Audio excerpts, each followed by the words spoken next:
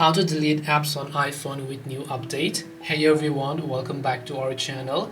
In this video, I will guide you on how you can delete apps on your iPhone with the new update, so make sure to watch the video till the end. If you would like to delete apps on your iPhone on the new update, as you can see, I'm currently on the latest iOS version. If I show you, I'm going to go to General, I can go to About, and here you should be able to see I'm iOS 17 version. Now on the iOS 17, you can still delete the apps in your old pre-fashioned way by simply long pressing on a certain app over here, then just tapping the remove app option here, and then just tapping the delete app button in order to go ahead and then delete that certain app. Or you can also go to settings. Once you go to settings here, you can simply go to the option called General, and you can go to iPhone storage, from where you can select a certain application you'd like to delete and then tap the delete app option to make the required changes. This way you will be able to delete apps on iPhone with the new update.